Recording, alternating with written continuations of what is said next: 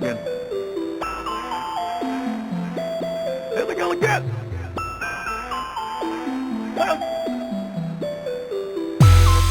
One more time, one more time, one more time. So we lose all the Bono stuff. Huh? So we lose all the Bono conversation. Yeah. And we can't have that again. Don't worry about that. It's all good. Mm-hmm.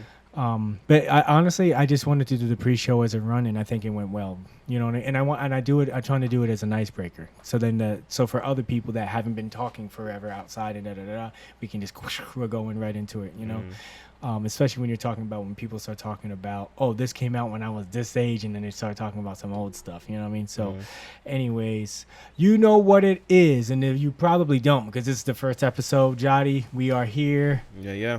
This is Other. We made it. We did make it. And this podcast is called Other. My name is Tony Baptiste. I am your designated other for the time that you are on the show, and I'm your host. I'm here with my main man. His name is Jahdy Lancelot. What's up, y'all? I have a nickname for you, my friend. What's it? It's the Haitian Hippie Jesus. I like it. Haitian like Hippie Jesus. I was going to do Haitian Hippie Jesus for the alliteration. Hey. Right? But we know somebody named Jesus.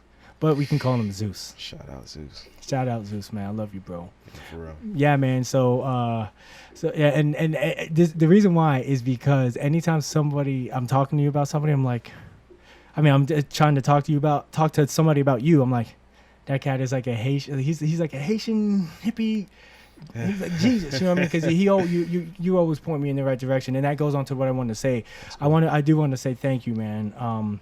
And some of you guys know that I've been thinking about doing this podcast for a minute. I've been planning it for about 18 months, approximately that time, and there's been ups and downs, and people I've talked to, but through the whole thing from the beginning, it's a couple of people I talked to. Sean, shout out to you, and to Jahdy, he's been motivating me, man. I'm the type of person that needs that affirmation. And as I was going up in the process of setting everything up and thinking through the ideas of what the podcast is going to be, and I'll go over that in a minute.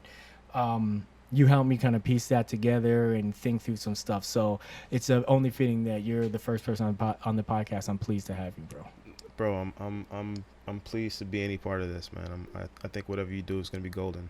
Thank you very much, man. Thank you for your vote of confidence. Now, who I am is honestly, I'm nobody. I work a job in Port St. Lucie. We're sitting here in my garage, sitting, with a podcast. But I'm just a person that wants to share. I don't know how I think.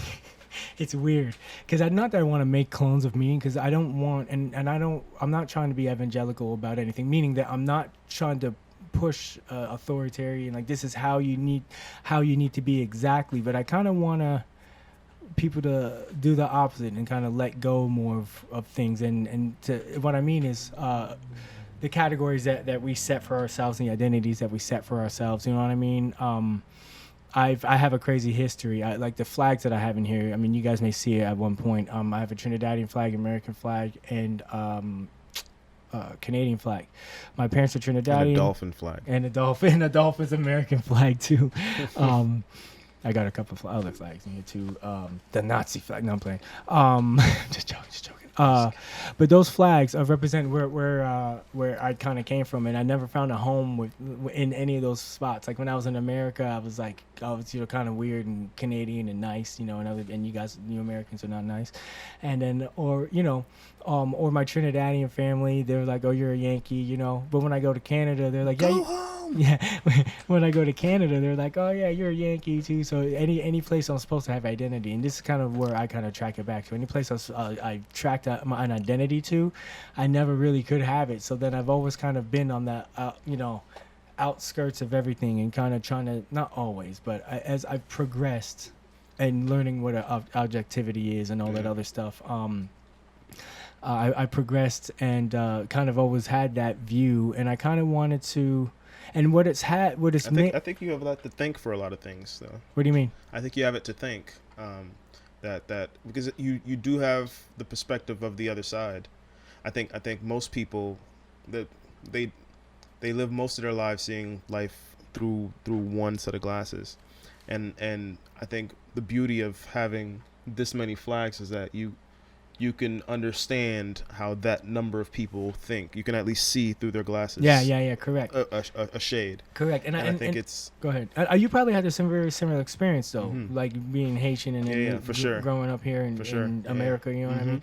Where you born? In America? Were you born in Haiti? Brooklyn, New York. Okay, Which cool. is basically Haiti. Okay, cool. In Jamaica. Yeah, man. So, I mean, I went through, if you guys are watching this from the beginning, you already know who I am. Again, it's just somebody that likes to conversate and think through things. And and because of that diverse way of thinking, I didn't always have it, but it developed over time because I was rigid for a while. And a lot of you guys, my rap name was Orthodox. So, you could figure out, Yeah, right. It just makes my shirt tight. Yeah, I prided myself on being like that. And, never mind. I was gonna say, like, James White was my dude, right? Yeah, And anyways, but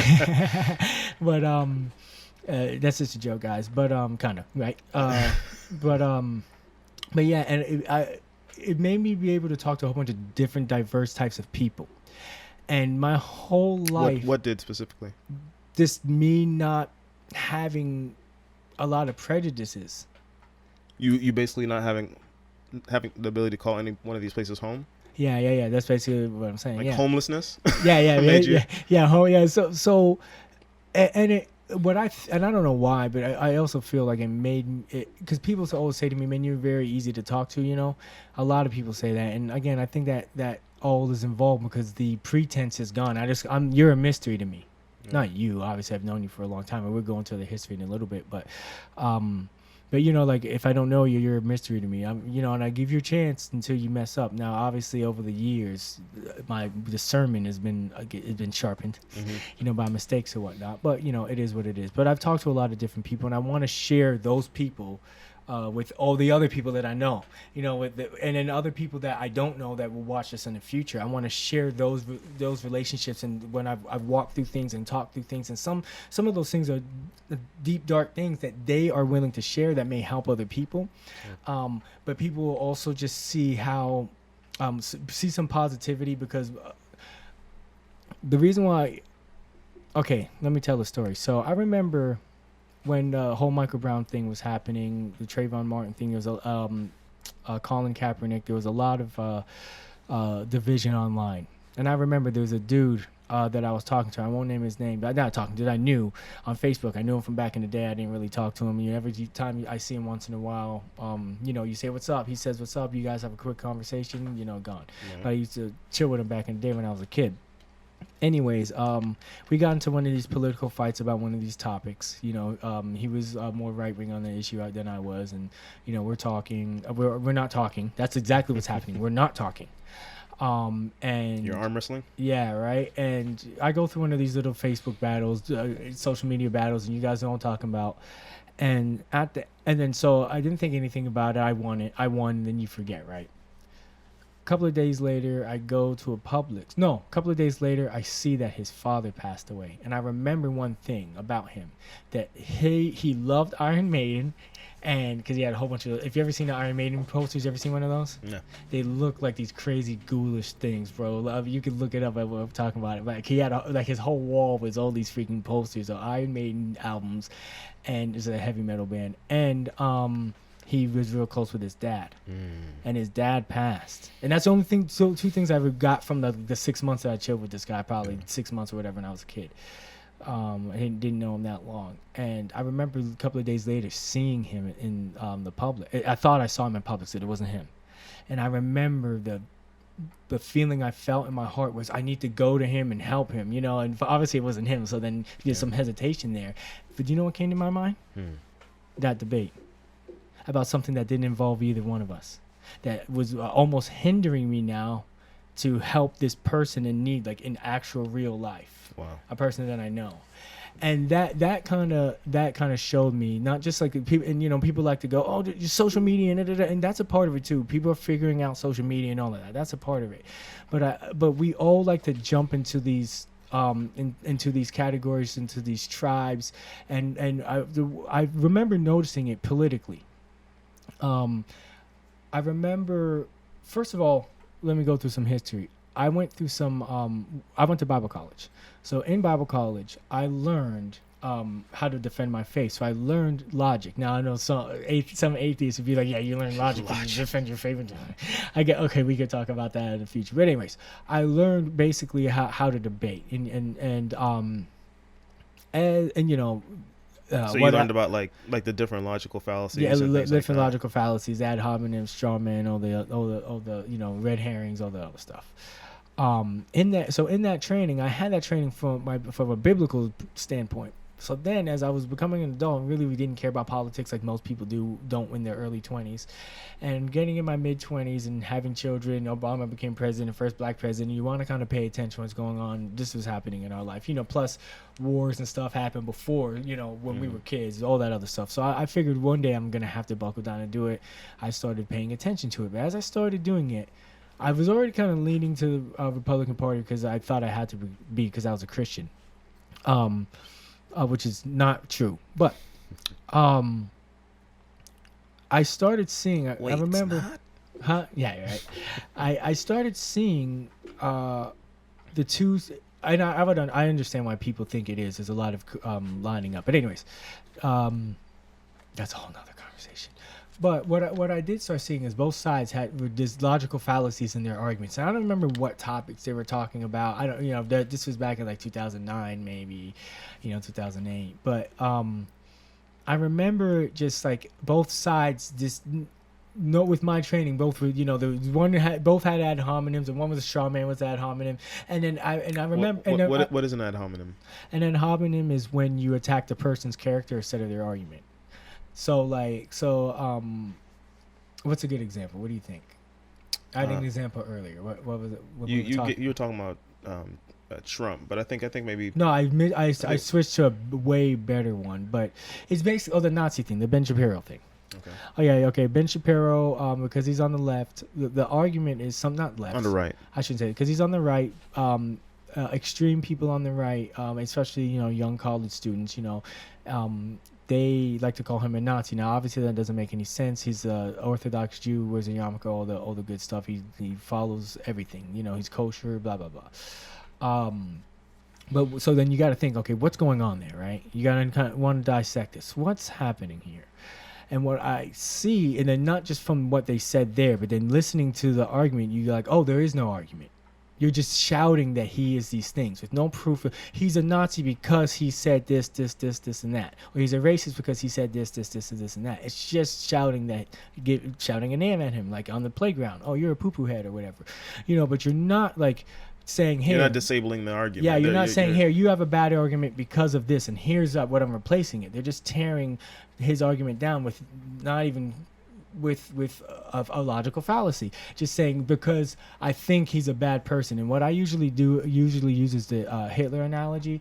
I did this so I could understand what an ad hominem was, and it was and again it's extreme, so please don't get offended, but what it is, it's a hypothetical. If I was talking to Hitler and a Jewish person in the 1930s, and all three of us have a conversation, right? Obviously it's hypothetical, and the Jewish guy is saying 2 + 2 is 5, 2 + 2 is 5, and Hitler's saying 2 + 2 is 4. I'm gonna be like, I agree with Hitler. Right? That's weird, right? But it's because you're separating the person from the argument, right? Just because somebody's saying, okay, how many times has somebody that you don't like said something true?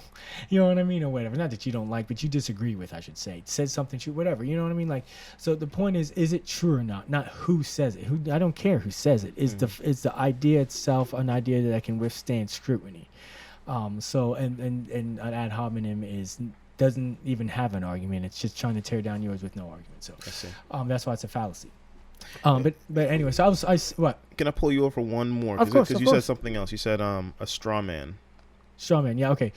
A straw man is it's a figurative it's a figurative term. So it means like when you're taking somebody's argument, somebody's saying something, and you're presenting it to a third party, or even presenting it to them, but you're misrepresenting their argument to make it weaker, so it's easier for you to take down. Hence, a straw man, right? Easy to take down. Gotcha. Or a scarecrow. Think if you ever seen a real scarecrow made out of straw, blah blah blah. You know what I mean? So it's easy to tear down or burn down. You've or created a whatever. weak argument. out of Yeah, their exactly. argument But you're really so that you can win it. misrepresenting them, because when you're really committing that fallacy, you would have to say at the end of it, that's what you believe, right? And the person would be like, no, that's not what I believe at all. Where when you're doing the opposite, when you're having a conversation, again, that's what this is about, is steelman somebody's argument. Now that's a recent term, like Brett Weinstein made it up, but it makes sense to people who understand what these logical fallacies are. And what it is it's when you're listening to somebody, listen to them. And when you listen to them, try to repeat their argument in a way that they can agree with, because if you don't, then the rest of the conversation or debate or whatever you want to, I don't want it to be a debate, I want it to be a conversation, but whatever you have at that under point, false pretense. it's no one, it's under false but it's, you guys are now you're it's you guys are on two different planets, but you're talking two different languages. You're speaking two different languages. Babbling. Yeah, and that's what's happening with politically. So I noticed that, and then because of that, I started seeing, on YouTube, started watching YouTube videos, and some people are like, oh, whatever, I don't care. But I started watching some YouTube videos and seeing people feeling the same way that I felt, and for a long time, since Bush actually, and. But at this point, I had abandoned the right-wing stuff, because at this point it's Trump, right? So you can't, you can't. I can't. So, yeah, be precise. Yeah. So, So I couldn't do it. So that was done.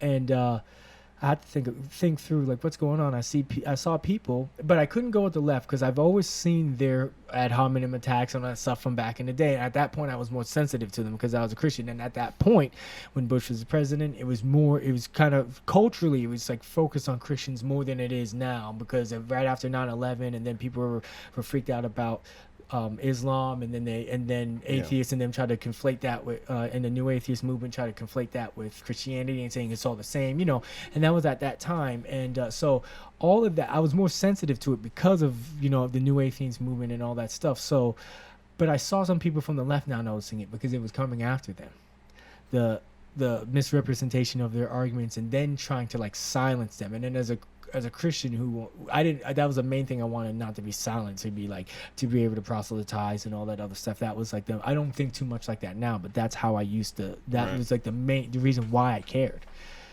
And then, so dang, okay, so yeah, that's what it was. And I saw people from the left kind of seeing it too, because it started coming after them, and people, and that was when the Trump thing happened, and then that made it even go crazy, and both sides started going crazy, you know what I mean? And it just, so much polarization, so much division, and so much people, and this is something that you and me talk about, but the imagery is like jerseys. Everybody has their teams. Mm-hmm. And I'm not trying to say, take off your jersey and come to this one team, because then that's becoming one. I don't think that's necessarily going to happen. I think we should truly tolerate each other, and not just tolerate each other, but then go further to see the strengths that other cultures have and other points of view have, so we can take it on and become stronger people. That's a side note. But so going back on what I was saying, practice taking off the jersey every once in a while. Yeah, exactly. Yeah, and that's what this is, because you and me are good friends, but we disagree on a lot, not a lot, but we disagree on probably a few things that fair number of things. Exactly. So anyways, but yeah, man, just going through that, I saw that and saw this conversation happening with, like, the IDW, people like Joe Rogan, and I don't know, Brett Weinstein, Eric Weinstein, Dave Rubin, what's the other cat, Sam Harris, and just hearing, and then again Sam Harris from the New Atheist movement. I know Sam Harris, like Jordan Peterson. Yeah, and Jordan Peterson. And Jordan Peterson. Yeah, that's a whole other thing. But with Sam Harris, it was like that's a familiar name from my training. Mm-hmm. But he's saying stuff now I'm agreeing with. Yeah. Isn't that weird? And him and me are on the same side now with something. Oh, so now we can have a common denominator. Now, and that's what I kind of saw, and that's what I want to spread with is the common denominator could be, well, I can't silence you. because you have like inalienable rights that are from God. You know what I mean? So you have your opinion. You know what I mean? Once you start hurting people with that opinion and maybe inciting violence, that's one thing. You know, but I'm not gonna try to shut you down because just me interacting with you is gonna affect you, and maybe that may change the one of whatever, or maybe I change or whatever. But I think that it's a beautiful thing to come together and to What about the argument where minds that way? their ideas are hurting people, so they should be shut down? What about someone who comes with that idea? Ask the question again, and then Well, I say to them? I think the former you might have had something to say to them because you thought you were doing them a favor by stopping them from thinking the way they're thinking, and so I think you made the argument that it would only make sense for you to say something to them if they were hurting someone. Mm-hmm. And I think the argument you would have made before is that they are hurting people by believing what they're believing and spreading that message, because everyone's got their gospel. Yeah, the hurt would have we have to define hurt, and that's another Right. thing, defining terms. Things that I want to show with people that I know and put them into practice. So this is what we'll do. So another practice that we have to do in conversation is defining terms. What are we defining? Hurt, right? Mm-hmm. Everybody has their own opinion, but I think for me, it would have to be tangible. It would have to be real. It would have to be something I could see. I'm pragmatic like that, and it would something I can prove, right? And that's really hurting them, because I could be like, oh, this is hurting them because they're thinking different. No, that's not really hurting somebody. I mean, like, But that's not necessarily true. I mean, we can say that. We could say for well, you would have to see if it continues, because sometimes the thoughts stop. You know what I mean? And then people abandon the idea on their own.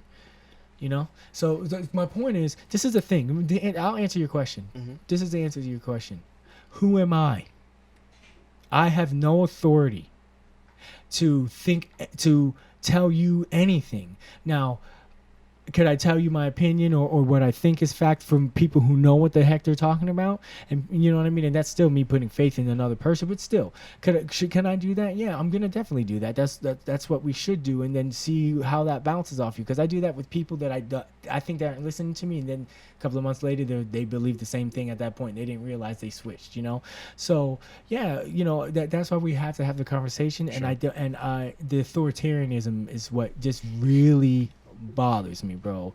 That's one thing that's like a pet peeve of mine.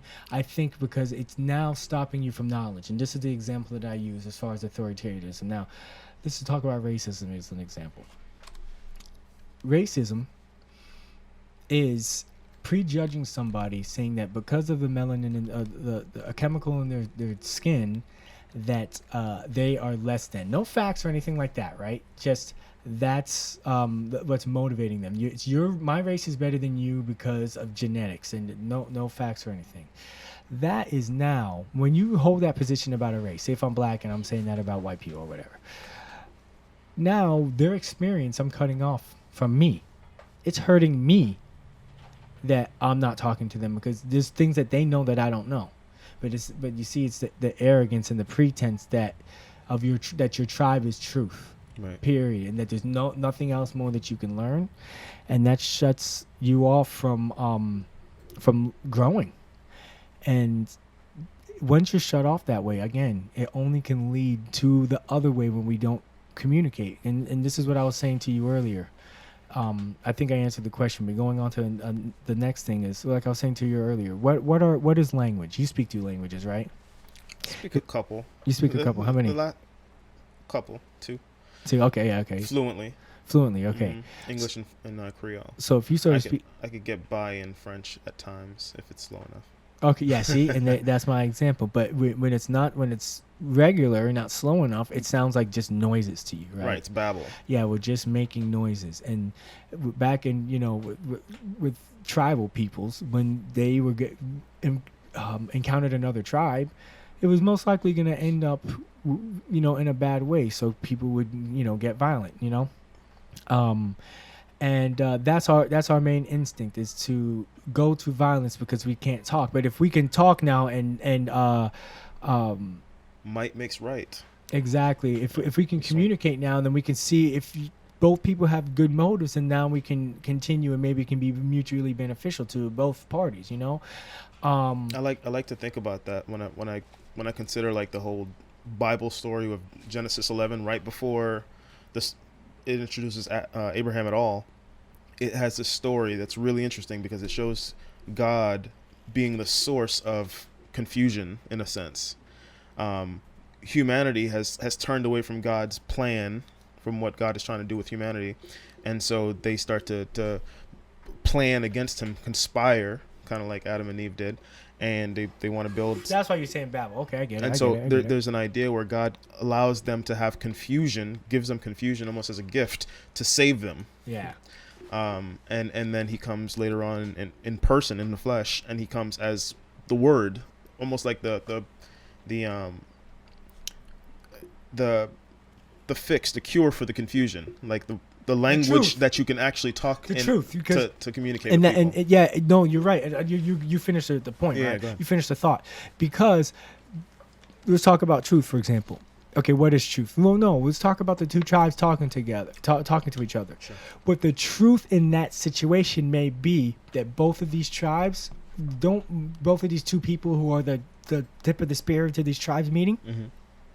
aren't violent at all and are open. Let's just say in our hypothetical, they're both open to meeting, Mm-hmm. but the mystery of the unknown has got you scared. Sure. It should be, because people can be like even disease, which we're going through a pandemic now. Sure. Bring disease, and you're all well and good, well intentioned, and all that, right? So it's a good self defense mechanism, but we have to recognize Which God gave us. God created us that way so that we can survive. Exactly. So it's a good thing, but we have to recognize that it's also primal. And that and almost like the base model, it's like the like first your kids. iPhone. Remember what was the Right. iPhone? It wasn't even the iPhone 1. It was like iPhone 3G, right, or something like that. Yeah. Yeah, you know what I mean? Like something that we don't even use anymore, that Right. we don't even understand. It's base. It's just very, Yeah. very simple. Have It's you- not have you- bad. When's the last time you seen the first iPhone? I saw it like a few months ago. Yeah, I was yeah, cleaning right? up It's something, like- I was just it's like, dang, this is. Yeah. Right, it's crazy to see, but yeah, but same thing, right? Base model, right? So but over time, just looking at history, you see that people have learned to bridge those gaps through communication, and through some bad stuff. Obviously, we speak only primarily this language of violence, but at the end of the day, that's all been all of human history anyway. So Right. it's hard to just judge That's Americans the first. or That's the whoever. first page of the Bible. Yeah, yeah, right. Like the first brothers kill one another. Yeah, like yeah, it's that's true. it's a murder scene. Like once you start the book, and this is a book that like at this point you're still supposed to be able to pass this story down to little kids. Yeah. Right. This is the thing you teach your son so that he doesn't go kill your daughter. Right. Like this is what happens when jealousy creeps up into your heart, when you're not actually considering what God says. Like don't let sin knock at your door like that. You're about to do something evil, and you're not doing it because you're doing it because you're allowing this thing to percolate in you. Exactly. You see what I'm saying? Yeah, Like, and I think that we need to be aware of that. And again, like I said, I don't know, maybe this is true or not, but I don't know why I try to be aware of those things and try for a long time to be objective. Maybe because I learned all that stuff at a young age, when I was like 18 or something like that. But yeah.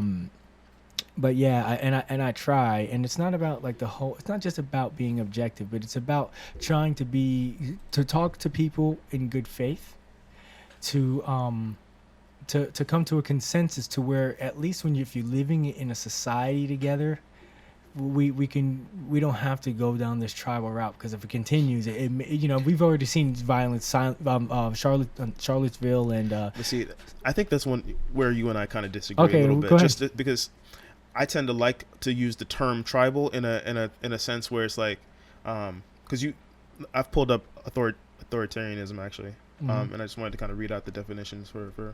yeah. The enforcement or advocacy of strict obedience to authority at the expense of personal freedom, lack of concern for the wishes or opinions of others.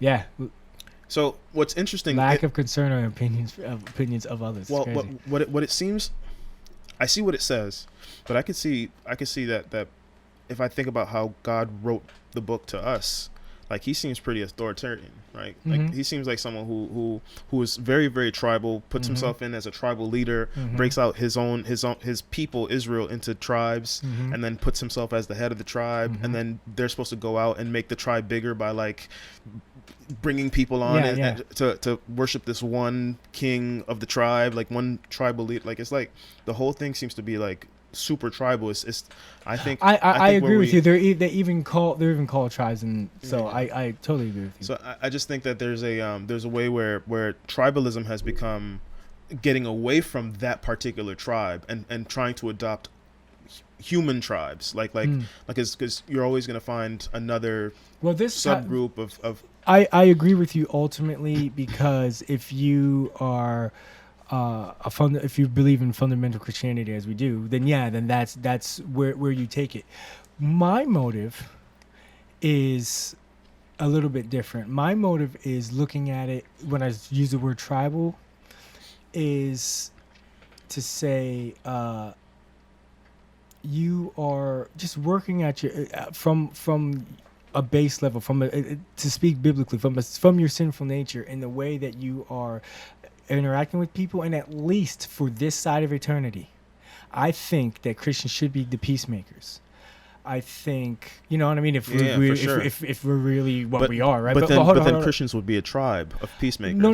I agree with you. It would still force us into that kind of identity. Well, ultimately, I think that is true. But like Mother Teresa as an example. Mm-hmm. But not every time. What I mean is that, like, at least if you're not a part of my tribe, I'm bringing you something that's different, and you're bringing me something that's different. So when I look at it, I'm not necessarily going to call you from your tribe to my tribe. That's not really my motive, even though that's something that I believe in my personal life. But this is a little bit different, right? But I do want to call people, at least on this side of eternity, to say, man, there can be some peace. There can be some peace on this side of earth, and this person helped me with it. Let me use an example. You and me. There's conclusions that you've come to that you and me separate on, right? And I'm not saying that. I'm not saying it under like any mystery to hide anything. People probably know. I just don't want to get into it right now. Mm-hmm. But at the end of the day, you were the one that was there for me.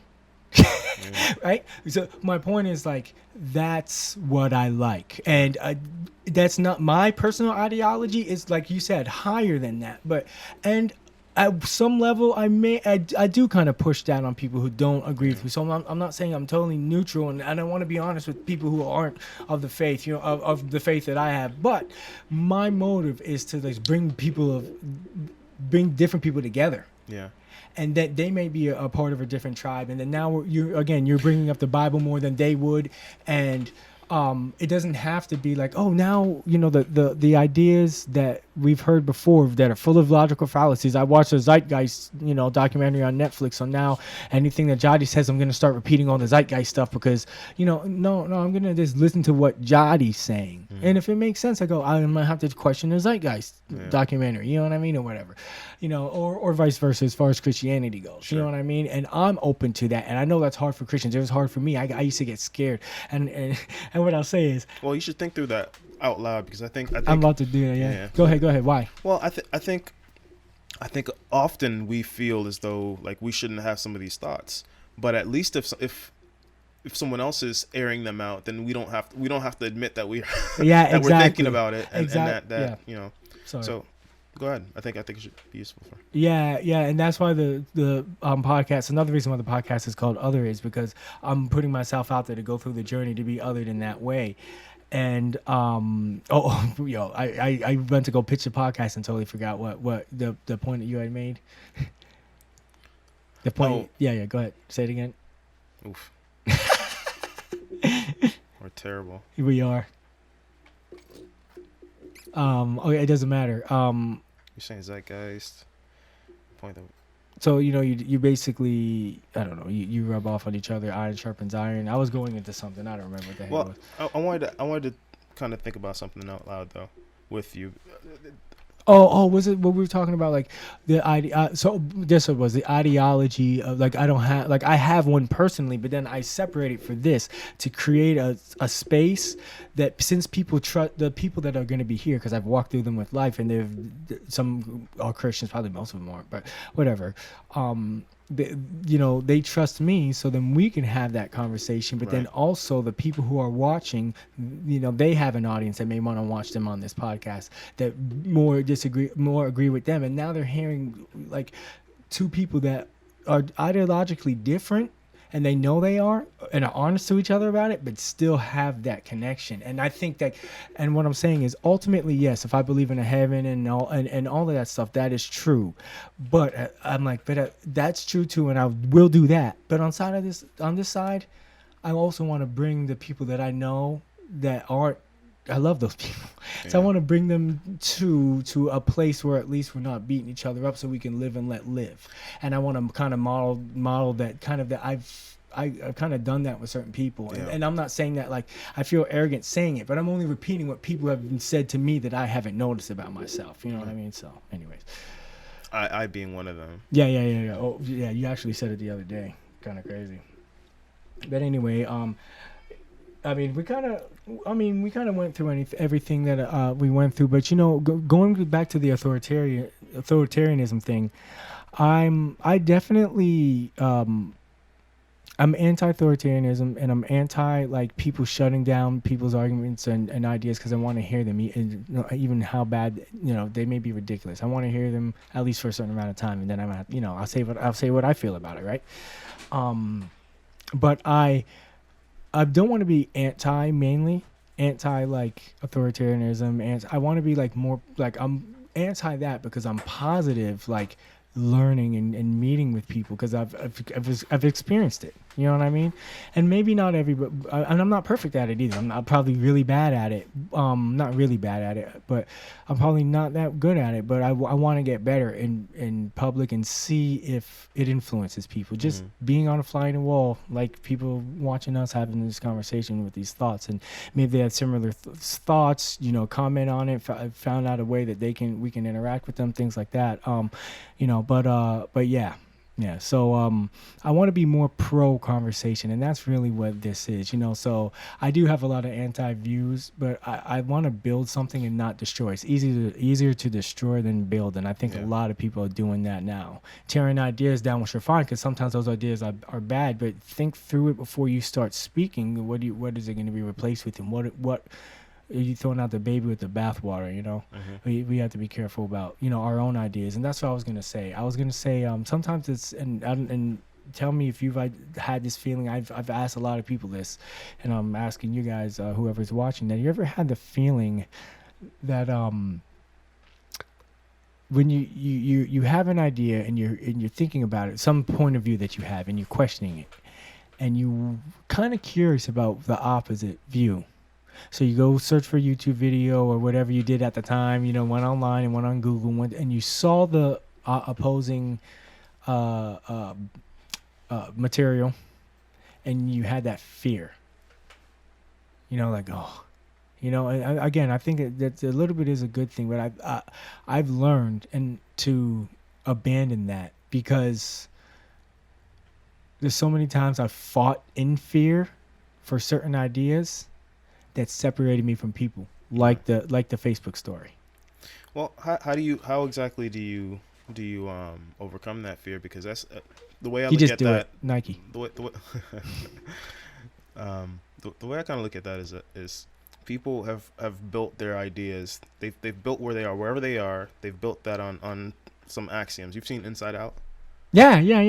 Sorry, that close. Yeah. So in Inside Out, they've kind of got this little girl. She's got these pillars in her mind that hold up all her memories.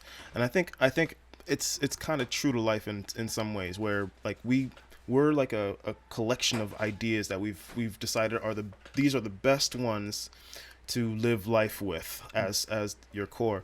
But once like something happens in your life where one of these ideas are manipulated, or or just being played with, right? With.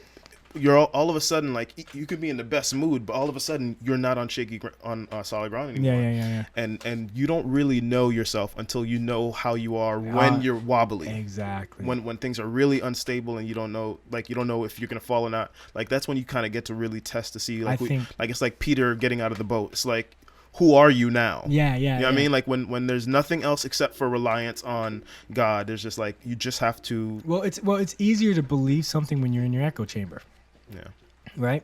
Because if you and me agree on something, and and we all have our blind spots where we can just easier just say these things, but when you actually challenge yourself and saying with an honest heart, okay, prove me wrong. Yeah. I want to see if I'm wrong.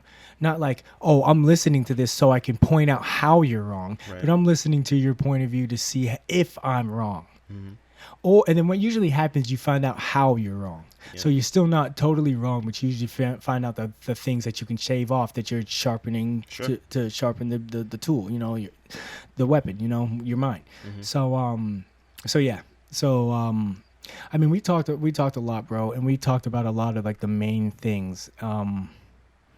The main idea of just having conversations and getting together, man. And there's so many people that I'm on a job that I used to have when I was working as a bug guy. I just talked to different people, Trump voters, they were Bernie voters, not a lot, South Florida, but just talked a lot. And then I'm so open about stuff and then again, my customers got open with me, and we just started talking about stuff. You're not supposed to talk about religion or politics, and that was like what we talked about. And it was just very interesting to hear people's points of views, and not lining up with what we think, So at the end of the day, dude, I want to be a light in that way. I'm willing to be othered. It may end up bad. It could, and to be honest with you, it could. But we'll see if people are nice or not. That's not really the point, though. I mean, I think you've taken on the mantle of being the light, and apparently that comes with like some necessary because. Scrutiny, I'm asking for. We talked about the sword earlier because of how it cuts, and I think about this verse that Jesus says. He says, "I didn't come to bring peace, but a sword."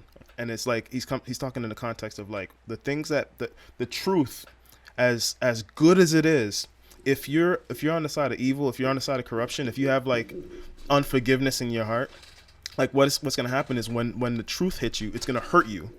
Mm-hmm. It's gonna cut you. Like it's gonna you'll struggle with this. It's not comfortable when the truth is wobbling one of the axioms that you're standing on. But he promises to. Yeah, he's gonna destabilize you. I think the mystery is the faith, is the walking on water. Mm-hmm. The mystery is that, because I think that Christians, and I thought about this the other day, when people talk about, like, I mean, there's sometimes Christians, people say we have the Christian ghettos, have the Christian cliques. And it's funny because I've met so many different types of Christians in different denominations, and every Christian clique, it's so funny in every denomination because they have the time in history that they're attached to, and that's their thing, and that's their tribe, mm-hmm. And I just thought it was so funny that they apply the scripture and tell people the way they live their life, the way, this is a broad statement, but from cats who lived a long time ago that didn't live in the stuff that we know. So I think the mystery of the gospel is when you become a Christian, for those who are Christians and those who aren't, listen, that it's not, you don't know exactly how it's going to look like in 2020, because the Bible is how it looked like in the first century, but there is principles that you can apply, and the mystery is how do I apply those principles to a time that never existed, you know? That's the mystery, and I think that people are afraid of that mystery, so then we cling on to these time frames so we can have like some but I think it's foolish. Well, the really smart people who lived in this particular time they got it out, right. So then let me just keep following this template that they made, mm-hmm. so that we stay safe. Mm-hmm. But then at the same time, you're not relating to people today, right? And a lot of times you're hurting people today. Yeah, you know what I mean. A lot of times there's a lot of, and you don't understand what they understood. You don't see the world that they saw. Exactly. So you're exactly. So I think that there needs to be more openness. I think that's what reality is. As far as this, there's a mystery, and I think that you denying that reality by just not listening to it and clinging on to the thing that's a little safe. And again, I don't mean to talk down to people. I don't mean it like that, but because we all do it. But clinging on to the thing that's safe, it's a fool's game, because really it's really shaky. Because when things happen, and I've experienced this in my life, for certain things that I thought were true biblical truths about marriage, it were just this guy who wrote this book's interpretation of biblical truths about marriage. Right. And I tried to apply them, and I was a totally different person, and it just was not good. Right. You know what I mean? And it ended up more in pain than it was anything that was. And then I could blame that on God or blame it on the Bible. Well, I you know what? It's a learning process. Again, It's a mystery. You know what I mean? Sure. And again, so where I don't have to. Again, I can take it with a grain of salt. How do I apply this in my? Okay, there's a good point here. And again, that comes with maturity, just becoming an adult. Even not even Christians or whatever, non-believers, they go through the same thing. So, but yeah, I don't. I think we're good, homeboy. I think we kind of went over everything, unless there was something else that you wanted to discuss. Well, I did. I wanted to kind of let's continue. Talk a little bit about because I think there's there are some things that grieve me about the evangelical body of Christians out there. And, we're going there. Okay. Well, it's not even like something that it's along the same vein of thought, because I think about others, but I think about like how quickly we otherize people and the reasons why we do it. And while we can understand it, I think we can definitely, while we're doing it kind of like on this podcast, I think we are trying to create a template for how people can do it out there as a style of life. Like, so like this shirt, I'm wearing a shirt, it has a Star of David on it. And oftentimes we have like conversations with Christians who are like, oh man, I really like that shirt, because they identify with the whole Star of David. They get it. But then it's part of their identity, yeah. Right. But then there are other people who will look at it and be like, well, that should be a cross, or it should have some other. Sorry about that. No, I don't care. I'll put the wire on the other side next time. You good? What I'm realizing is that most people are afraid of what conversations could result as a result of wearing a shirt like this. Like what could you be saying? I used to be afraid of that, bro. I did too. Like when we used to have the I Kill Jesus shirt, and and honestly, that was a part of the way I got over the fear. When every time I put on that damn shirt with the blood on it. I wore that in New York City, and I got quite a response. And that's the place where people walk around naked. People see the weirdest things, and then and my shirt was turning heads. So I understand what you mean. Like the I Kill Jesus shirt was definitely a big deal. But like what you don't realize is that like the conversation is gold. Like the chance to talk to the woman at the well is gold. Like exactly. Like, you see what I'm saying? Like it's life changing, bro. There's so many. I'll go through these stories. I've been so many times that I've been changed. I don't mean to cut you off, but so many times that I've been changed by those conversations. But continue. Well, we just don't know where they could go. We don't know what God is trying to do with them. And I think too often we otherize people to say, well, I tried to talk to this person. I tried to present to them the gospel, the truth about God, and they rejected it. And so they're clearly this camp now. And now that's how I'm going to treat them. I'm going to treat them as though they don't love Jesus. They don't care about Jesus. They're not willing to turn. And it's like, but right now, I don't care what Christian is listening to this. Are you telling me that there's nothing that Jesus is telling you? He told you yesterday. Yeah. He told you today. He told you last week. He told you 6 years ago. Yeah. Are you telling me that every single thing that Jesus ever told you, you listened to it the first time? Yeah. Because if you're not saying that, then how are you different from these guys? Exactly. And how can we say anything to them in that sense? Exactly. So we have to come from a different perspective, other than right? sharing love with them to help them get to the motive. But if you're not even trying to help them, why are you criticizing? Why are you talking to them at all? It's better keep going. Like keep going your way, because live and let live. Because that's that noisy gong clanging cymbal that Bono talks about in and Paul talks about. You guys probably don't know, but I'm doing a pre-show. It's called the Purist Playlist pre-show, and we go over a song. We listen to U2. What was it? Still haven't found what I'm looking for, and we kind of dissected that. So that was kind of cool. That may come out one day, maybe not. Yeah. But yeah, just like that. Yeah. So I think there's a sense where like and that verse starts so straight, like the way it starts. Which one? The third one? It's not Bono's verse, Paul's verse. Oh yeah, sorry. In 1 Corinthians 13, because he starts out trying to like discourage people from thinking that their wonderful, beautiful, pretty words in some contexts are making it seem like love, because like you can speak with the voice of angels, you can set yourself on fire, like you can give your whole body to be burned, like it doesn't matter. If you don't have love, you have nothing, you've gained nothing. You know what I mean? And he says love is patient and it's blind. I mean love is patient and it's kind. Blind. It's not arrogant, it's not rude. Your mind. That's exactly where I went. Yeah. Eve was all over my joint just now. What? Whoa. Okay, go ahead. Yeah, man. So yeah, like as you're thinking about these scriptures, you're hearing Paul trying to convince people not to think that simply saying all of these things, acting a certain way, is love, because love is patient and it's kind. There's these attitudes, there's these things that are concrete and they're part of love. And so if you're like, well, I used to love her, but I don't love her anymore because.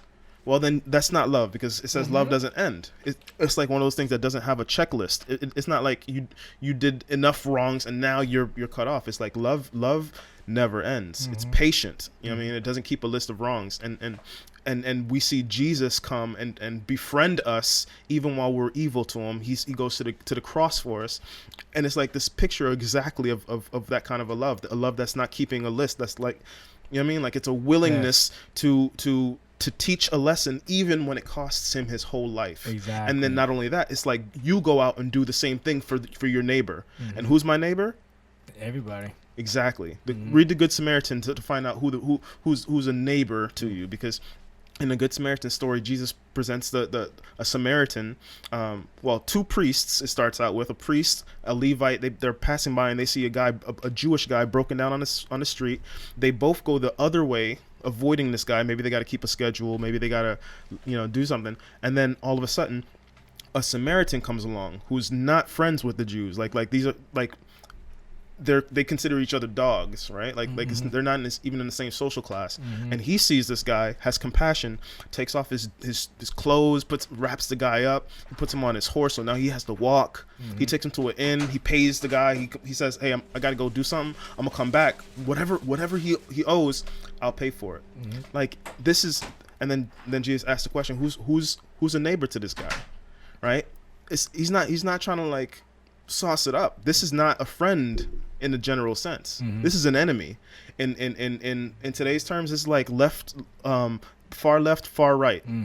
Right? This is what do you do in a situation where you see someone who you disagree with and you don't like, but they're hurt. They're cut, they're hungry. There you go. Like, how do you treat this person? Because even an evil person will treat their own people good. Right? Yeah, and you're called to be a different type of person. And that's what I was telling my homeboy the other day about somebody. I was like, yo, I couldn't disagree with the idea, you know what I mean? But I'm learning to get over the fact that, again, that them having the idea doesn't affect me. It may affect them, but if I really care for them, then I'm not going to cause that division. I'm going to tell them straight up, oh, this is what I think about it. But, I committed to you, so, yeah, and that's love. You know what I mean? Like, but I'm committed to you because I've known you. I've been through this for so long, And see, that's not just love of that person. That's loving God. Yes, you see what I'm saying? Like, that's less loyalty to God, because God told you to be that way. God said, whatever the person does to you, like forgive. You have to be quick to forgive. They might not forgive you at all, but you, you, before you get to the courtroom, forgive. Before you sit down to pray, forgive. Like go and deal with that. You see what I'm saying? Yeah, be the example. You know what I mean? Exactly. And yeah, man. And then in a sense, the ultimate other in Christ's example of the way he lived, which is, and it's almost like he chose to be that other which too. is also a motivation of mine that I'm not downplaying on purpose, but in my mind that obviously that's the framework of how my worldview. You know what I mean? Is a biblical worldview. I'm figuring out how much that lines up with what I used to think and what most evangelicals in America think. But whatever. I think, after talking to my wife about this, because my wife had a really interesting, cool journey, and I think you should have her on the show at some point, because she's dope. For sure. Yeah, we will have the two couples too. We'll do that one. That's sweet. Yeah, we'll do that one. So like in having talked to her about, that means a babysitter though. yeah. I mean, You got some babysitters in there. No, You got some grown children. Yeah, I bro. know, but you see how loud it's been already? And that's with my wife in there. Anyways, continue. Oh man. Your wife, she went through a journey. What was I saying right before that? I don't remember. Oh goodness gracious. I said something, and we were talking about evangelicalism. And I was like, I'm figuring out, I still have the framework of a Christian worldview, but then I'm trying to figure out where I line up. That was the last thing I said. It don't matter. We're having some dead space. Sorry for you guys. You can probably edit it out anyway. Yeah.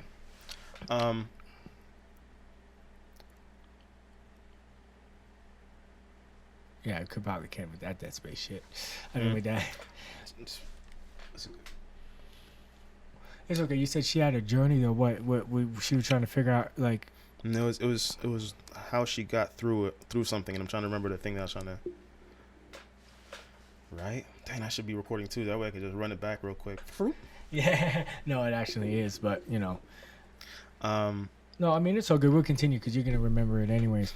I mean, but for the most part, bro, why did you feel like the things that I was experiencing as far as bridging some of these gaps, some of the things I explained the last couple of hour, or the last hour, whatever.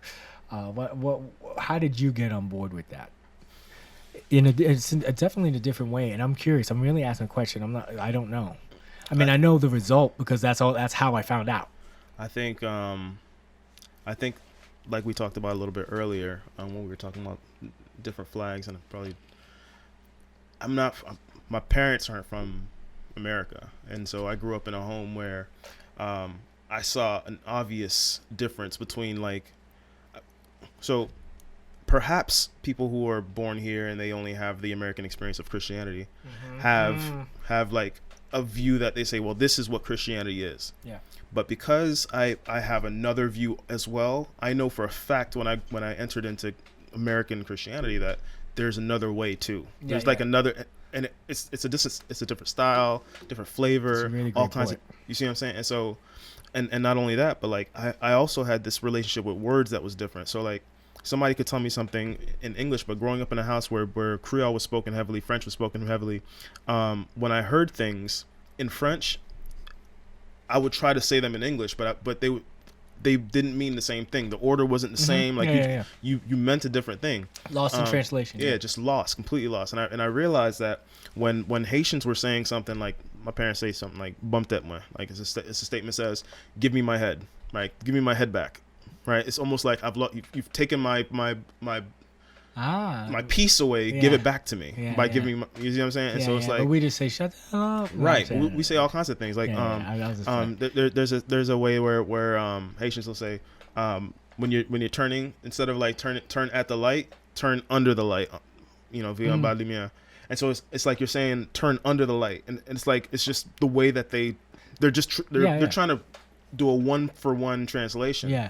And it leaks out in bad English. Yeah. But what I realized through that experience was that sometimes the point of what they were saying was more important than what they said. Yes. You know what I mean? Like, yes. Like what they were trying to say was more important than what they actually said, because sometimes what they said was lost, but what they were trying to say wasn't. You know what I mean? And so I learned how to listen differently than I think many other people learn to listen. Like, so you had to interpret in a different, like on another level, right? Like on multiple levels, right? And I think it just trained something different, because when I would read the Bible, different things would happen at that point too, and I part of this I think this is just God's brilliant ingenuity and creativity. Is like the Bible has said so many different things to me over the years.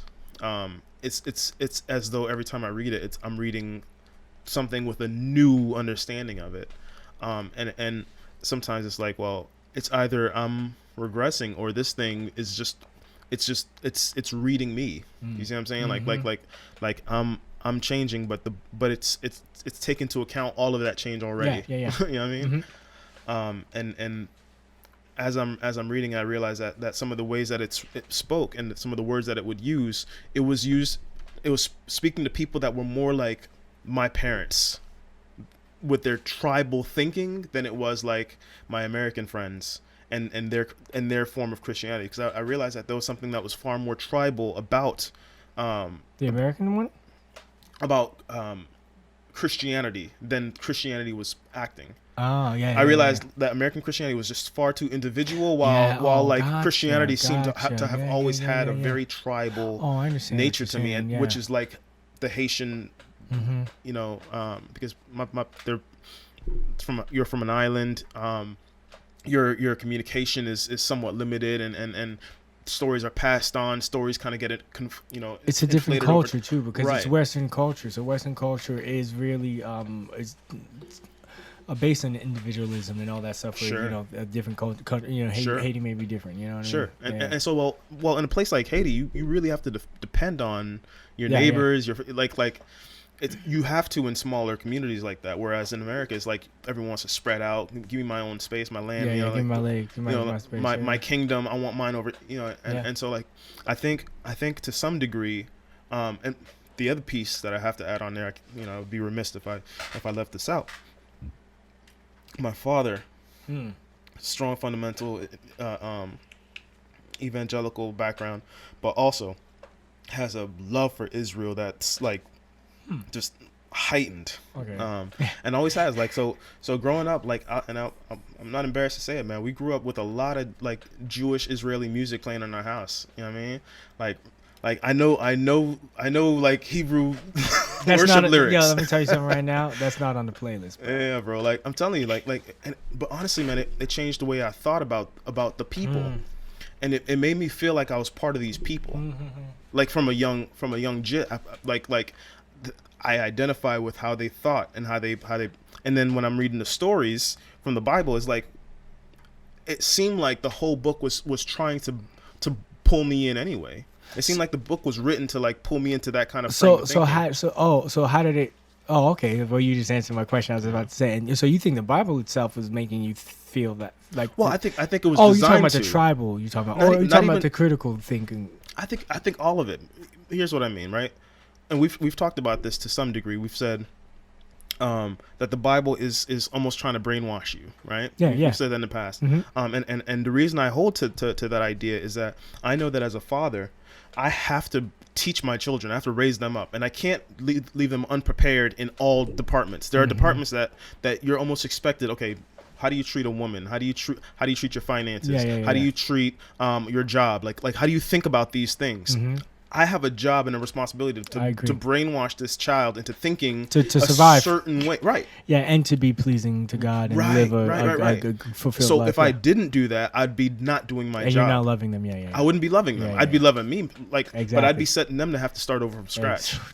Right? Yes. Like they would have to start from scratch. Yeah. Like how do you like life is hard enough with a guide, with an example. Yeah. Right? But without any help, like life is difficult. And we see like with the parenting epidemic, like fatherlessness in America, we see like the result of not having parents to help you, you know, make decisions. Well, I have this belief that the Bible is God's way of parenting us, and he's been doing it. And he chose a people to chronicle and archive and hold on to the book for our sake. But the whole point of it is to brainwash people, human beings, make them all think a certain kind of way. And when I realized that, I started to become more comfortable with allowing it to brainwash me in full. Gotcha. You see what I'm saying? Yeah. And especially when you're there's the things that are practical that, like you said, that, and I think that, you know, like we said, at the least, the Bible is collective wisdom, right? At the most, it's the Word of God, right? So there's things that are applicable to everybody, and you know, and I do see but how did that get you? And I do see what you're saying, but how did that get you to the point to where now? I guess you kind of said it before. You've always kind of questioned, it's especially Christianity, probably because it in your. Yeah, And I'm a questioner. Though. Yeah. Like okay. it's really anything. Like Okay. the government. Like I'm not. It's not because I don't like the government. It's just I really understand people. I think Yes. people. You don't trust people. And it's not even, human nature. Human nature. Right. Yeah. Right. I know. That's what I mean. know my greed. Yeah. I know my anger. Yeah. I know my frustration. I know what could happen when I see like, dang man, like I was planning on having this conversation with my wife. I knew that it could go bad. It went bad, and I still acted an ass. Right? Like I knew all the things. I planned against it, and it still happened the way I tried to not let it happen. Mm-hmm. And when that happens to you more than once, you realize, okay, so this is hard. This is hard, even with knowing, even with someone having shown you what to do and how to do it. Yeah. It's hard. Yeah. Okay, so once a lot of these ideas came into my mind, I realized if me who knows and sees the problem still falls to the problem, how about the people who don't see it at all? Yeah. You see what I'm saying? And so then it immediately like started to give me like stop with giving people pressure, because they don't even see, they don't know what they don't know. Yeah. You talk about You know what I be mean? patient with people, but Right. like the fruits of the spirit type thing. Right, of course. Yeah. Be patient with them and understand. And again, that's again. As opposed to right before the fruits of the spirit in Galatians 5, it talks about the acts of the flesh, and it says like fits of rage, jealousy, enviousness, orgies, like all these types of things are things are like they're just like you're in your feelings. Yeah, that's it. All the in your feelings things are that's exactly what he says to avoid. That's exactly what it is. And to be more compassionate than in your feelings, and I know you are, so I'm not indicting you in any way, but just for the listener, think about like when you say in your feelings, think about the trauma. Like I think about orgies, for example. Think about people who partake in orgies, and maybe not everybody who does. Some people just whatever. But the point is that there may be some damage there, and that now they're running, and not even just sexually, they're running from something. Yeah.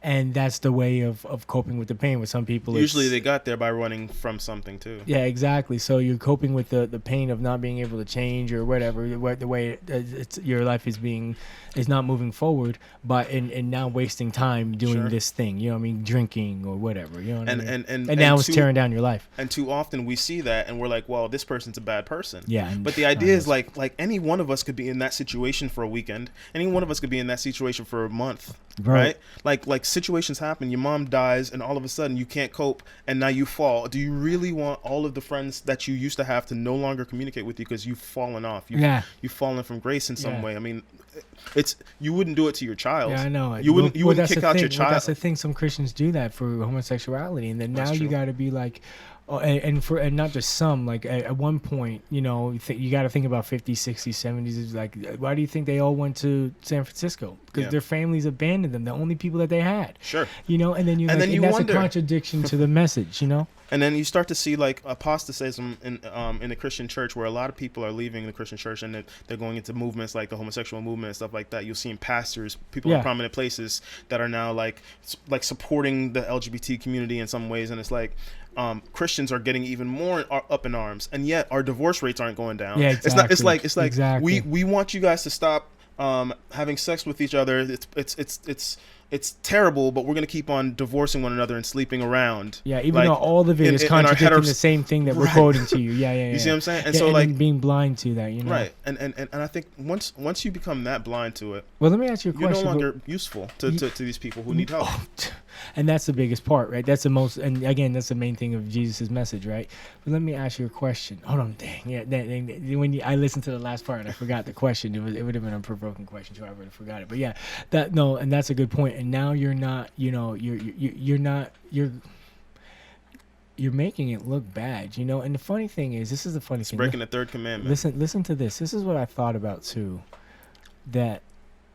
But we used to think that, like, if people saw you drinking and smoking, that would make Christianity look bad. But the world doesn't even think that stuff is bad. Christians think that stuff is bad. Sure. So it's like, so we're afraid of like not sinning in front of people because it's going to hurt the witness and all of that. And in a sense, but obviously, there's some truth our anxiety levels are up here. It's already there. We have the same amount of mental illnesses. Well, listen to what I'm saying. And a lot of the stuff that we talk about, not a lot of stuff, but some of the stuff that we identify as sins or stuff aren't even biblically sins. It's just what certain people think are sins. So now you're being authoritarian over these people's life or over just your opinion, and now, like kind of like what you said, and you have to live this way, the authoritarian part of it. And that was the part from reading the Bible. I'm like, oh, like you said earlier, God is authoritarian because if there is a God, right? Mm-hmm. I believe there's a God, but let's just, from hypothetically, if there is a God, then yes, he would be an authoritarian because he's been there forever. I guess the God, type of God that we think of, omnipresent God. You know, not everybody believes in omnipresent God, whatever. But then he's been there, so of course he has the authority to call this tribe.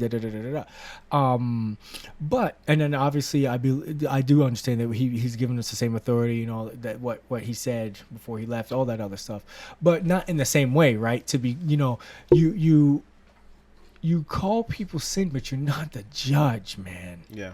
You call it because you want to benefit them, not because you want the rule to be. Oh, the rule's being broken. The rule's being broken. What are we doing? Like, that's, again, it's, to me, it's so like the antagonist, Jesus antagonist in the stories of the Gospels. Yeah. It's comical that people don't see it. But I was at that point at one point. Sure. Well, I didn't see it. And one of my good friends, so I'll say it right now. Zeus, first of all, Zeus told me. Yeah. I was just about to say it. Zeus told me. He was like, yeah, I think, because he was going through it, and then he was saying that, and I was fighting against him, bro. I was, you know, religion, law, you know. And then that seed happened, and that's why, again, this is a part of why I want to do this conversation. He put that seed in my head, and then years later, I don't know, probably not, but I may be even more gung-ho than him, at least right now, you know. And maybe because, you know, he's in another stage, you know, because he's a little bit older, been walking a little bit longer, you know what I mean, whatever. The point is that, like, I had somebody else kind of mention it, and I argued with him, and then I could go through a whole story. Kind of love what you said, where like alcoholics or people with origins are useless, and that, well, you didn't say useless, but whatever you said. I did. Oh, you did. Okay, cool. Well, I had that looked me in the face when I worked in recovery, and I just seen, you know, I used to tell people I work with the dregs of society. And I didn't mean it, but I was saying that because I knew that's what people thought I worked with. And I didn't say, I said, and I would explain it like I just did. I don't believe that, but that's, you know, because I was trying, when I used to explain what I used to do, you know what I mean? Mm-hmm. So imagine, you know, people that are on drugs and, you know, they do this, blah, blah, blah, blah. But anyways, I was learning so much from those people. Remember that you asked me a couple of months ago, you were like, oh, how did you, you look different. You look, you know, like I'm a little bit in shape. What do you do? And I said, oh, just push-ups. You know where I learned that push-up routine? One of the patients. This guy, he was in the military. He was on one, like, he told me this crazy story. I'm not gonna get too deep in it, but he told me this crazy story where he was working on like, he was working construction, like on a, I don't know, 15th story of this building when 9/11 happened. So he was in Jersey watching it. Yeah, man, crazy. I think the river's there, so over the river, whatever. Yeah, so like, but yeah, crazy. You know what I mean? So, but again, that's just me doing what I want to do here with this random guy that I had to help. Again, at one of the lowest parts in his life, you know what I mean? He was in rehab, you know. Here's, I want to pause there for a second, because I love that you said in one of the lowest parts, because that's one of the things that we forget, that's a low part in his life. If we can imagine like a pendulum, a pendulum. Yeah, he's like, not always low. He's not always low, and I think what we do when we otherize someone is we say they're always whatever they are in that. You're prejudging. It's prejudice. That's really what it is. You know, we always put that to race because that's how we learned it, especially in America in the 90s when we were growing up in the 90s. Prejudice was always like applied to race, and obviously that's true, you know. But also, it's just, you can be prejudiced about a lot of things. Like at one point, I was prejudiced against charismatic Christians because I went through some experiences in my early life as a Christian with evangelicals, and I had a bias towards them, and again, Zeus told that to me. He said that to me, and I fought against him. And then I again, this is me, 2009. You know, I'm not saying it's funny because as I talked earlier, it's like I realized as I was saying, I always thought this way, but I didn't. But I always wanted to, but I couldn't see where I fell short. And I'm still like that, and that's why I'm doing this, where I'm recording it so I can see it. Oh, I'll show you, bro. Yeah. Vaguely sexual. Yeah. Oh, I'll show you. Sorry. I'm only sorry because it wasn't funny. I'm sorry about that too. Yeah, right. but yeah. So I faced that in a real way at working in that, and there's a lot of stuff that I learned. Like guys, people that were musicians, just things I learned about my faith. Maybe they didn't teach me something about my faith. I'm hard to teach, and at the time I knew a lot. I mean, I still do, but whatever. At the time I thought I knew a lot, and so I didn't really get taught that, but I got taught like these life lessons. You know what I mean? Like these. Well, let's zoom into the things that you didn't learn though, because I think Say ultimately, because we so often have the we tried to talk to them but they didn't learn it, and you're saying, well, they tried to talk to me, I wasn't even trying to, Well, no. That's what. No. At the time, I was already open to it. I was. I was trying to learn it. You know what I mean? I really was. What was the basis for the conflict? What do you mean? The conflict? Like when Zeus or something would have told you X, Y, or Z. Well, he told me this thing about something specific about talking about. But what would have made you push back? Just not wanting to accept it about yourself, or yeah. That's all it is. It's that fear, that thing that we talked about. It's that fear. What if it's true? So you didn't even consider that it could be true? Heck no. Not even for you stopped it at the door. I remember where I was at this very thing. I was at work and we were like texting and stuff, and at work texting. And it was right after Abby was born.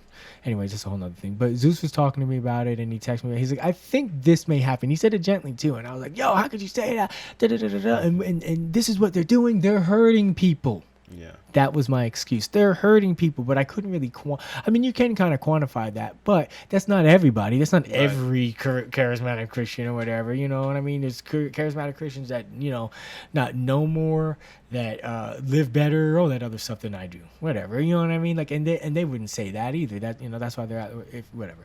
It's all hypothetical. But you know what I'm trying to say? Like, that's just those little blind spots where I had the trauma of something that happened to me with these type of people, and then I applied it to everybody, and then it closed me off from people, just like racism, and then I couldn't learn from them. But the fact of the matter is, most likely at that time, whatever.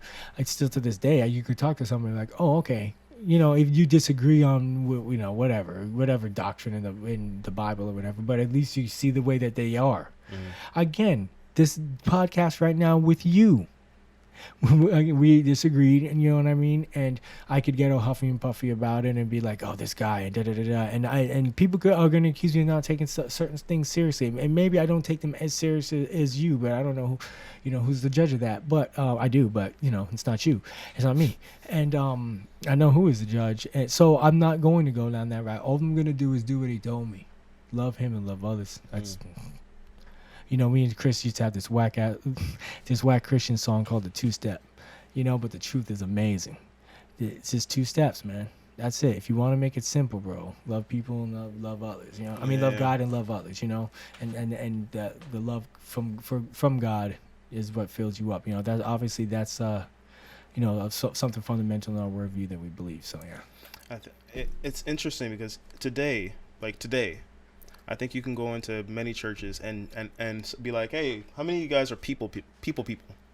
And people, it'd be like a scattering of like, well, I don't really like people. Like, I like you people. Think so? Yeah. And I think Jesus' whole movement is a people person movement. It's like trying to turn people into fishers of men, right? Like I don't know. I think that, yes, you're right. But I think that people can do it in different ways too. Like there's some people that aren't like, that's true. You know what I mean? But what I'm talking about specifically is, and this is even, are you talking about in relationships? Is like some people don't actually want to have many relationships. They don't actually want people to consume from them. Right. Yeah. You see what I'm saying?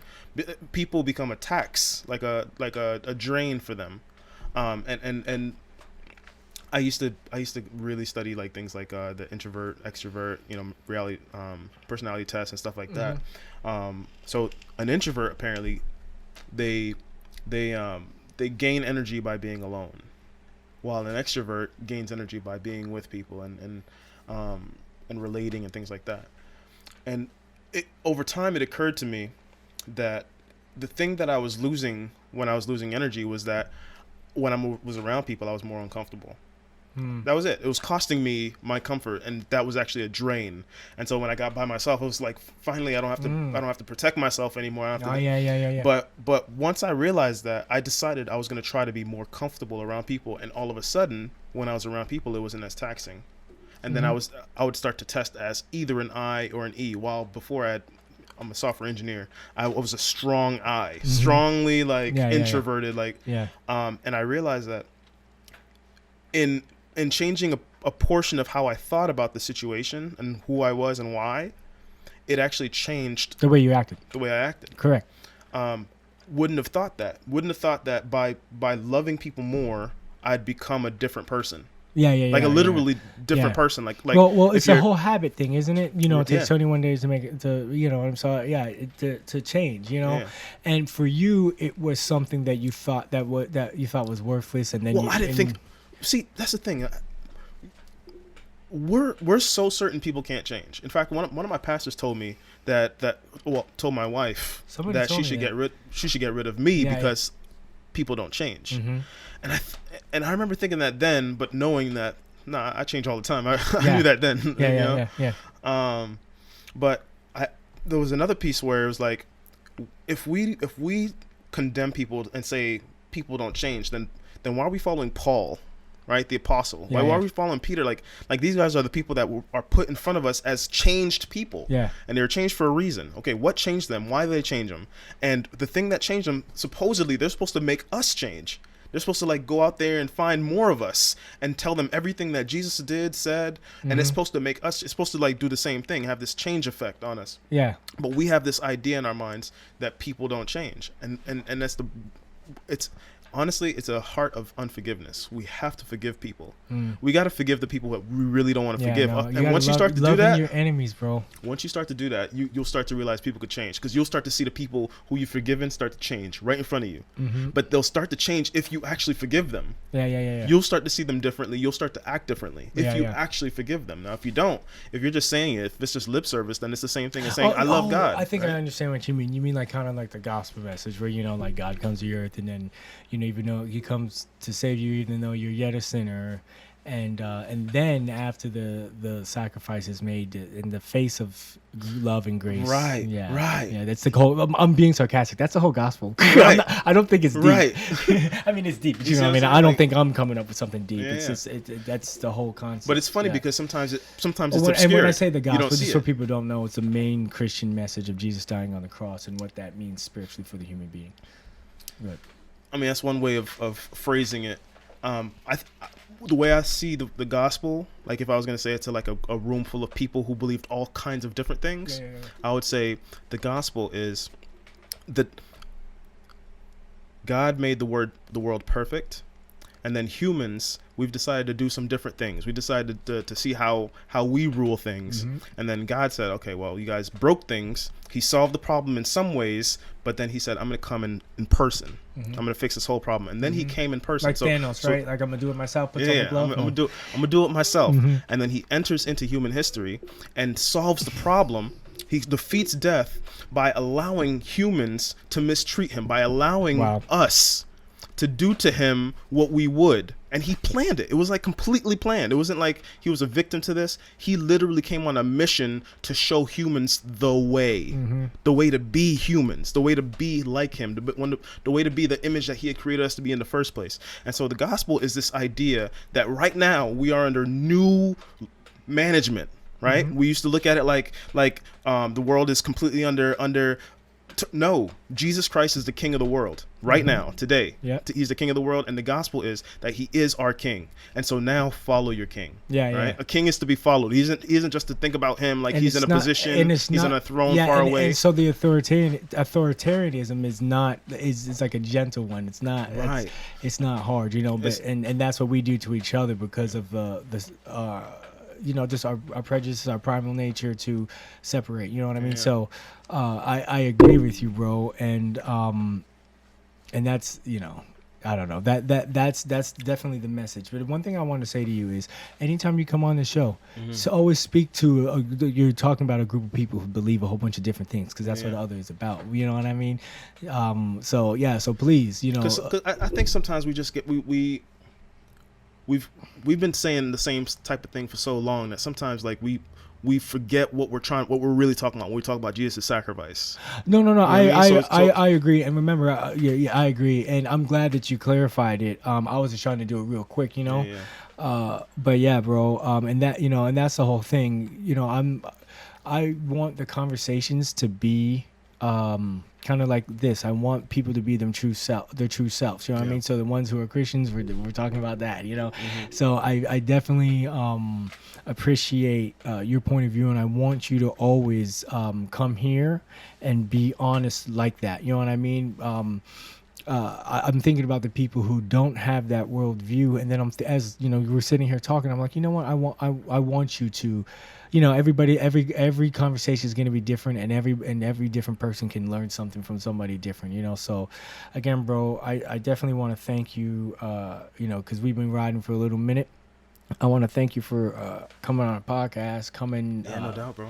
having a conversation. I want to see you know, more of you. And before you go, bro, is there anything that you're working on? Anything that you want to people to like? Any way that they can see what you're working on? If you're working on anything, lightheartedlions.com. It's Okay. a blog that me and my wife run. okay. Wife's kind of like the CEO, you know, Okay. big honcho, Mm-hmm. the HNIC for those who are. And what's that about?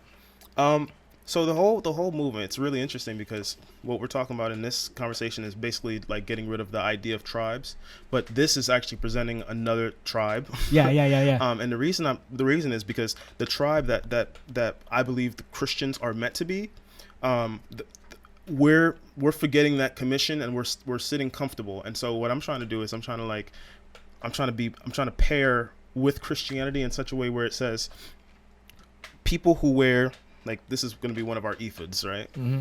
Ephod, EPHOD. It's like the garb that priests would wear. Yeah, And then if you were wearing one of these priests, you were on a job. You were like Yeah. you were identifiable as someone who represents God. Mm-hmm. And as someone who represents God, somebody could come and just drop their burdens at your feet. Right. So like if they were going through something, like they knew, oh, that guy's wearing one of those shirts. Let me go talk to him. He can help me. He can mediate between me and God, because that was the job of a priest. Mm-hmm. And so the whole idea with the Lighthearted Lions thing is that the movement is to be one where people who wear the particular shirt or whatever it is, they identify with being part of this movement. That's not defensive about who they're going to talk to and who they're going to help, but they're offensive, going out into the world and being who God created them to be. People who love God and love others. People who are willing to give of their last for someone else to eat. Yeah. People who are willing to make Jesus look big here on earth. Mm-hmm. Like the whole movement is because it seems cultish to be like, well, people all wearing the same type of shirt, but when you think about something like that, like we don't feel cultish when we look at, you know, the NBA, when we're watching, you know, a bunch of people with Cavaliers shirts, and then you see the crowd, everybody's wearing. Bro, it would feel weird though if they were walking in public in their uniform. Not really, because I go out all the time and I see people wearing a throwback, and it's like, wait, you don't play for that team. Well, I'm representing them though. Right now, like that's I rock with them. You see what I'm saying? And so like there's this idea that by identifying with that group, whatever it is, you're saying something that's life and death. And I think when you look at the third commandment, it says don't take the name of the Lord in vain. It's like the whole idea is like when you're wearing the shirt, you can't deal with anxiety the way you would if you weren't wearing the shirt. Like when you're wearing the shirt, you're reminding yourself by looking down at the shirt, oh yeah, that's who I am. I'm one of these people who God has rescued from anxiety in that way. So ultimately, what's the goal of what you're trying to do? Well, I think mental illness is running amok, and I think there's a tribalism that's circulated with mental illness, depression, a lot of these ideas. People are really comfortable talking about and being part of this group that has these types of things. Okay. And I think part of it, and this is just a small part of it, but I think part of it is that we want people to reanalyze their identities. Like look at all That's what I'm doing look too. at all the tags and titles that you're wearing and decide whether or not those are useful for you. You know, and that's and why helpful for you. And I don't mean to cut you off. I'm not trying to, but I think that's what. And I've been thinking about this because you know, you said it from the beginning. I'm like, we almost have like counter messages that overlap. Yeah. And that's where it does overlap. You know what I mean? And I said this to somebody. I was like, where you and me overlap. I didn't think about it until just now, but I did say it yesterday, where I don't want to get into this, but we kind of play a postmodern game. Okay, I'll get into postmodernism another time, but to the point where you're breaking things down, right? And I've always looked at postmodernism as a negative thing. I think it is a negative thing depending on how you're using it. If you're using it to break down ideas that are bad ideas, I mean, what I'm doing is I'm using postmodernism in my whole podcast. I'll admit that, but you want to replace it with something, you know. You don't want to just. We said this before, you know, and that where you and me are breaking down. You know what I mean? I think we're building in two different ways, you know. But I'm trying to, as far as ideology, as far as the idea goes, where I'm trying to build is, at least when you see other people building, you don't have to knock down their building right away. Right. Not until they start, you know, doing the, you know, Waco thing, you know, the David Koresh type thing, you know, maybe not even then. Have you so first of all, thank you, but we're about to do the French goodbye. Have you ever seen the documentary Wild Wild Country? It's on Netflix. This is a whole nother conversation. Nope. But it's actually about people call it a cult or not. You don't know. It was very watch it because watch it. It's very interesting. Huh? You've given me nothing. Yeah. Well, what it's about is about this a quote unquote cult. They used to all wear the same color. They were called the Rajneesh. They're from India. They had some problems in India. They got really, really big too, so they needed a bigger place. So there's people coming from America that were going over there, and they were like, well, the Constitution supports you starting your religion over there, which the funny thing is it does, right? It totally does, the Constitution. Freedom of religion, right? So they go over there to practice this new religion. This is a whole documentary. I'll start the beginning. So they buy up all this land in this place in Washington. I forget the name of it, but this place, I think it's Oregon or Washington, one of them in the West. I think it's Washington. I forget the name of the city. There was only like 40 people in the town at the time, and this happened in 1981, bro. And these people bought like this big farmland, and when they moved there, this religion, by the way, is based on this guy, and his name is Rajneesh. It's a cult of this guy, and they do sexual stuff together, and it's more like an Eastern religion and all that other stuff, you know. Again, when you look at that stuff, you know, it's scary, but it's kind of like, oh, they weren't really messing with anybody. That's how I'm giving you my take on it. Anyways, so as that's happening, they move into this town, and at first people are, and they're saying, it's okay. At first people are saying that they are, oh, you know, when did we start calling them a cult? You know, but as you listen to them talk about it, and then you look at, like, they show the news clips in the documentary, they were calling them a cult really early.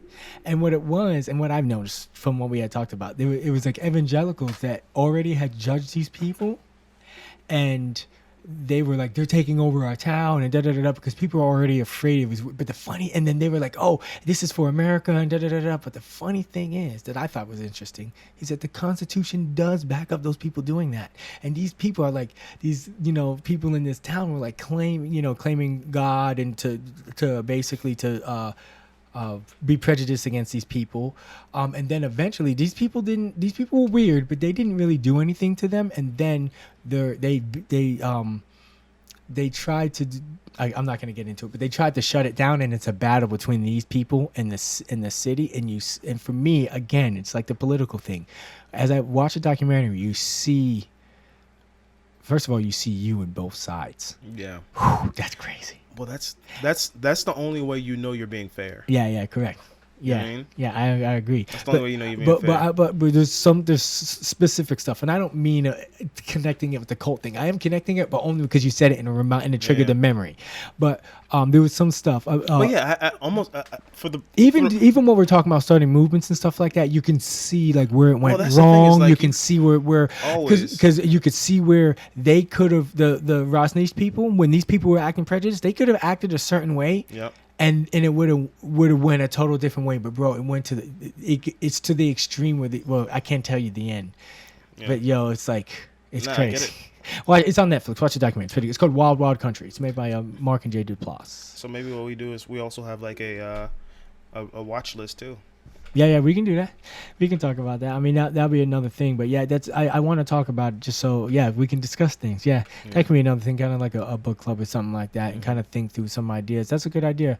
I'll write it down and, see what we can do. We only have so much time. We are the father of, 7 children altogether, so it's kind of crazy. Didn't even mention the families at all. Maybe the wives a little bit, but it's all good, bro. Again, man, we did the French goodbye, like I said. So I don't even know what that means. So, it doesn't matter what it does. It doesn't matter. It doesn't matter. Life is so crazy, I never imagined the day it would be like this. You can make all of the plans that you wanna, but G.O.D, you know that he got his. Life is so crazy, I never imagined the day it would be like this. You can make all of the plans that you wanna, but G.O.D, you know that he got his. So we laughing at you, yeah, he laughing at you. He laughing at you, yeah, he laughing at you. He laughing at you.